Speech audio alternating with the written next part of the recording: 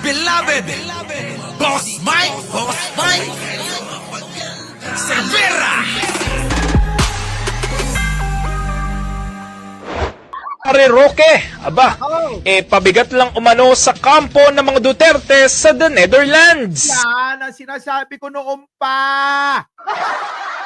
Noon ko pa sinasabi yan mga kababayan na mapapabigat na yan si Roque sa kampo ng mga Duterte na dapat yan, abay tinatanggal nyo na.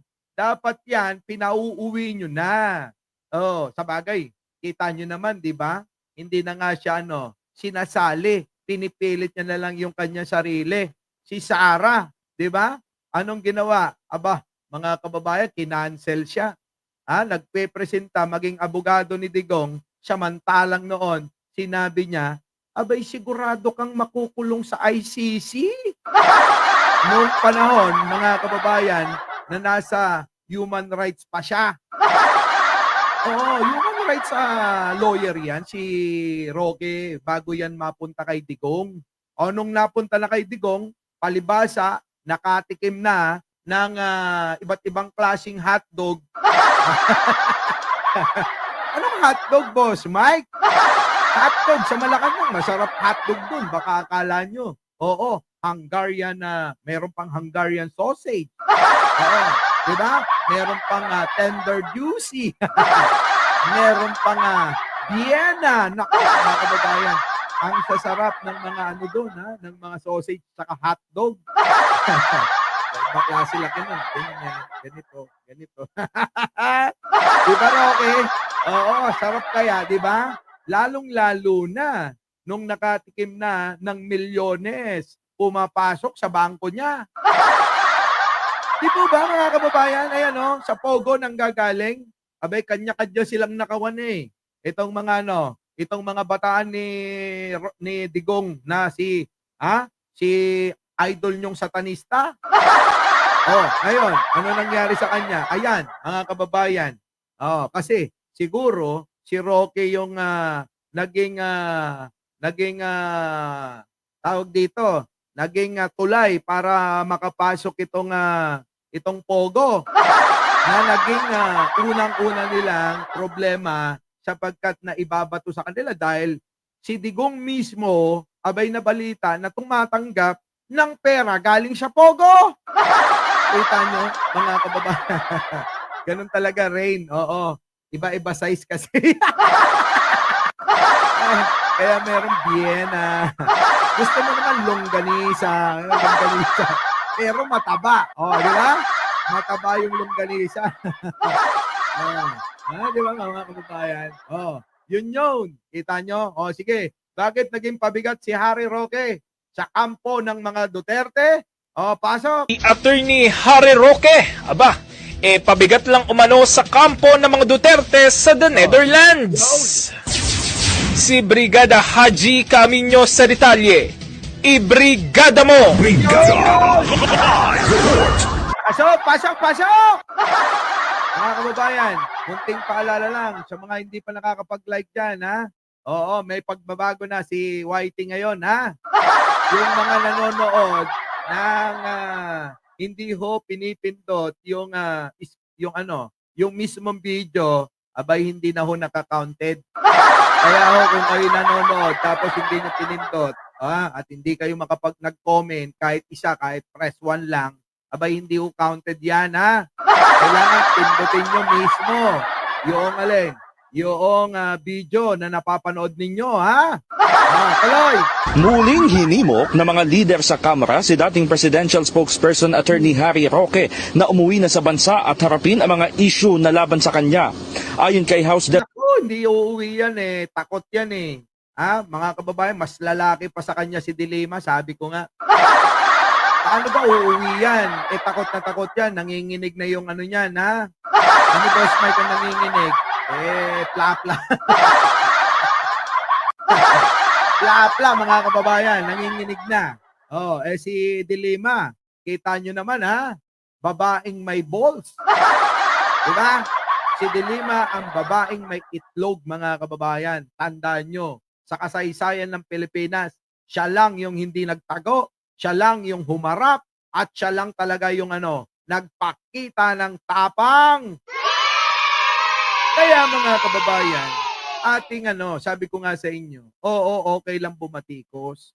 Pero kapag ka nakita nyo na ito'y naabsuelto na sa mga kasong pinaratang at gawa-gawang mga kaso na isinampa labang kay Laila de Lima, tapos na pagtagumpayan niya, napatunayang hindi totoo, dapat mga kababayan, abay, bumawi tayo. Bumawi tayo kay de Lima.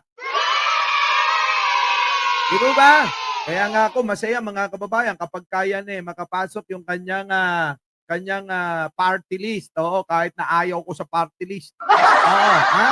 Mga kababayan, kung makapasok yan si de Lima, mga kababayan, mas maigi nang sa ganon, mga kababayan, meron na naman bibira. Saan? Sa Kongreso. Oo, di ba? Maganda yan. O, tuloy. Deputy Majority Leader Paulo Ortega V, itinuturing na ng kampo ng mga Duterte si Roque bilang pabigat. Kita nyo, ang kampo na mismo ng mga Duterte di umano ay tinuturing na itong pabigat. Pabigat na ho si Roque sa kampo ng mga Duterte. Bakit ho kanyo? Kung ano-ano kasi sinasabi na hindi na ho nakakatulong sa kanilang kampo na tingin ko mga kababayan, abay etong si Roque napapansin na nila sa kanilang mga sinasabi. Although yung mga bobo at tanga na mangmang na mga taga-suporta nila, hindi pa nahahalata. Hindi pa nahahalata itong si Roque. Pero kasi, alam nyo naman si Digong, kahit ganon, matanda na, yung satanista na yan, mga kababayan, abay matalas pa rin ang isip. Matalas pa rin ang isip sa mga katarantaduhan at syempre sa mga alam niyang magiging kalaban. Ito ba mga kababayan? Ayos! Tuloy. Matapos na hindi isama sa legal team ni dating Pangulong Rodrigo Duterte, marami anyang dapat sagutin si Roque sa Quad Committee sa Kamara kung saan ito mayroong contempt order. Kasama na ang umano'y pagkakasangkot sa illegal na Philippine Offshore Gaming Operators o POGO. Na sinasabi ko, yung POGO na yan mga kababayan, ang isa sa ikinalugmok ng mga Duterte.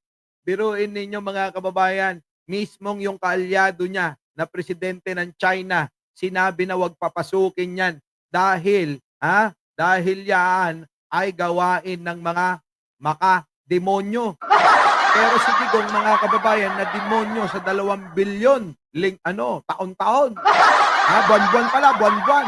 2 bilyon mga kababayan, buwan-buwan daw.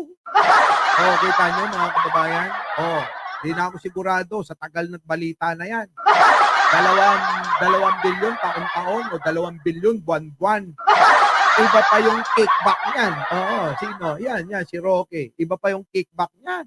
Kita nyo? Napakaraming pera. Naniniwala rin si Lanao del Sur Representative Zia Alonto Adyong na nakita ni Vice President Sara Duterte na ang presensya ni Roque sa defense team ay magdudulot pa umano ng problema sa kaso. Kita nyo? Sabi ko sa inyo, tama yung hinala natin na talagang yung kaso ni Digong baka ilaglag pa nito Imbis na makatulong mga kababayan, baka lalo pa netong ibaon. Di po ba nabalitaan ninyo na may naghudas daw sa isa sa mga anak ni Duterte kaya ito napauwi imbis na manatili sa Hong Kong para maiwasan nga itong warrant of arrest niya galing sa ICC. Sinabi ni Roque na walang warrant of arrest ng ICC. Local, oo, meron. Diyan lang ho sa atin sa Pilipinas merong warrant. Kung ganon, pwede nang umuwi si Digong at magpiyansa. Pero hindi nila napansin mga kababayan. Yung mga kapulisan, aligagana.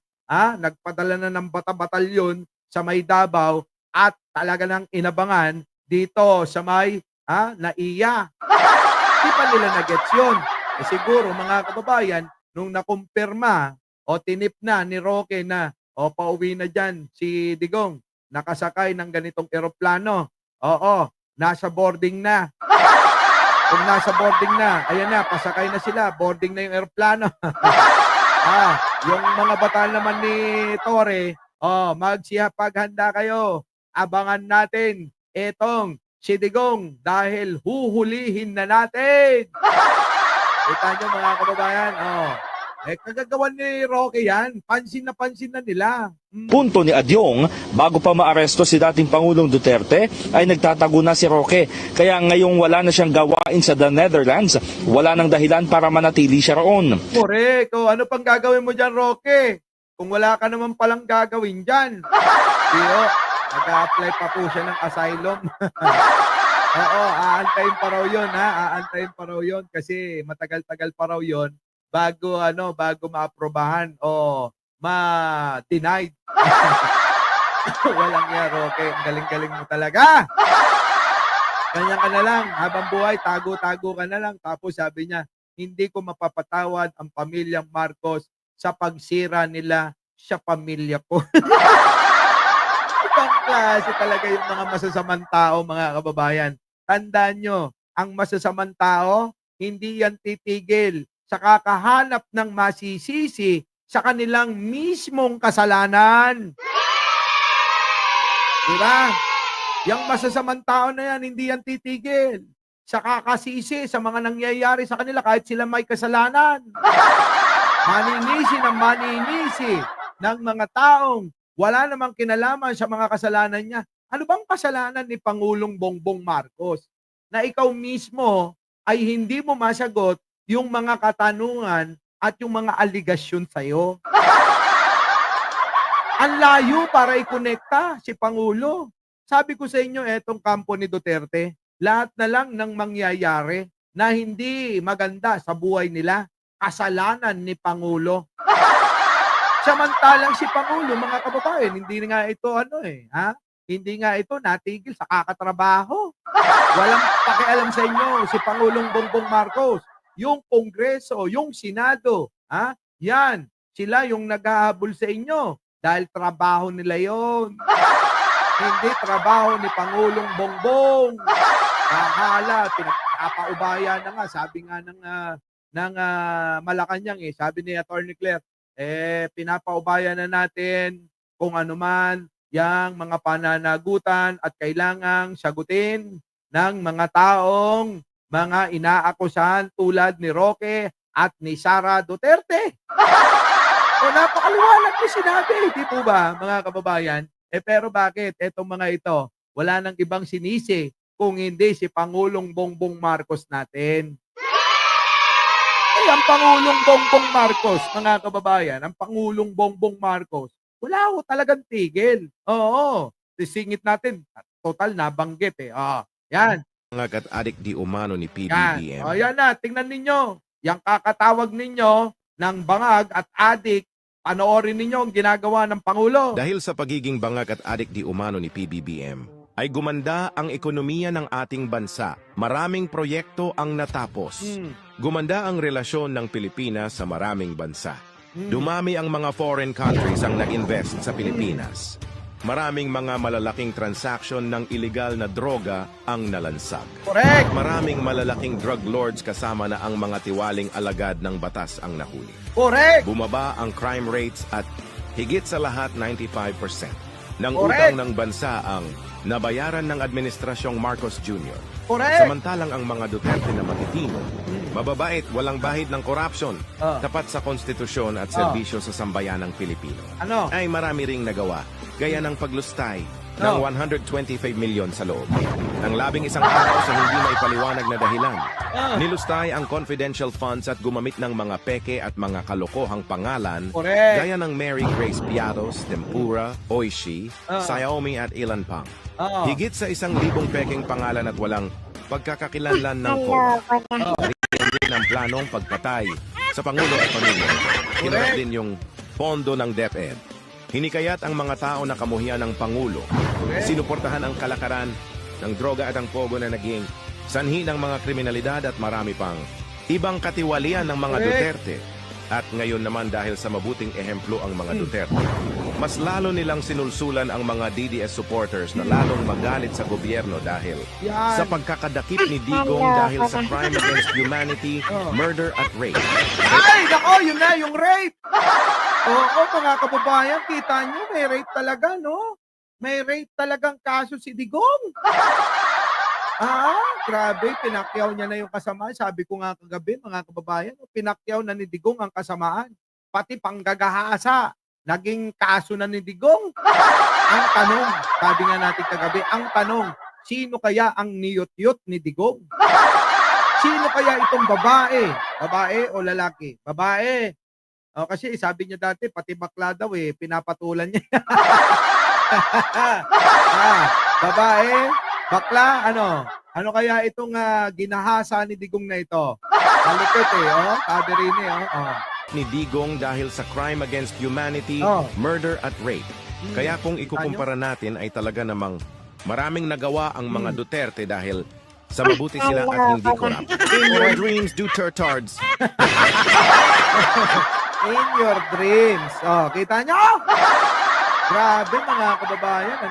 Grabe, pati panggagahasa. Pati panggagahasa talaga. Rapist ka ba, Digong? Walang niya ka. Oo, satanista talaga tong si Digong Sige, pabigat. Kasi sa aktwal na ebidensya mula sa Pogo sa Porac, Pampanga, ang kaso ni Roque, bigo pa umano itong magsumite ng mga dokumento na ipinangako sa Quadcom. Banat pa nito. Ayun na nga, hindi nga ho niya maisumite yung mga dokumento na magpapatunay kung saan niya kinuha yung sandamukal na milyon-milyon niya. Na nakakapagtaka kasi bago siya pumasok ng gobyerno ni Digong, abay ang pera niya mga kababayan, abay wala pang milyon. Pagkatapos nun mga kababayan, na siya ay maluklok sa pagiging spokes ni Digong, abay lumobo na ng lumobo ang kanyang kwarta. Ngayon, tinatanong siya, saan ang galing? Bakit ganyan kabilis ang iyong pag-angat ng iyong pera at asset? Di po ba yan ang mga tanong? Hindi na humasagot ni Roque yun. Ipinipilit niya na nagbenta daw siya ng isang lupa, mga kababayan, dyan sa Cavite. Tinatanong kung magkano at sa kanya daw ba talaga yon? Hindi na humasagot ni Roque. Oo, hindi na humasagot. Aling ibasura ang application para sa asylum ni Roque, wala na itong ibang pupuntahan kaya makabubuting isipin na lamang niya na there's no place like home. In the heart of The Attorney Hub. There's no place like home. Ito talaga, Roque, nasaan ka na ba? Ito talaga yung yung iyong tahanan, ang Pilipinas. Wala dyan sa daig. Oo, malabo na ikaw ay mabigyan ng asylum. Bakit? Kasi nga mga kababayan, paano naman ba ginagamit niya yung peking video niya? Pinagpipilitan pa rin ni Roque na yung peking video ay totoo. Tignan niyo mga kababayan, sa lahat ng ginagawa nito, marami tong nalilinlang at maraming nasisiraan ng ulo. Sa mga pahayag at mga fake news ni Roque, kita nyo, pati yut-yut, dinadaan na sa social media. Pati si Digong, dinamay pa. Idol nila kasi wala daw yut-yut si Digong, kaya dapat pati rin sila. Sama-sama na daw kayo, mga DDS, dapat wala kayong yut-yut. Our beloved Boss Mike Cervera.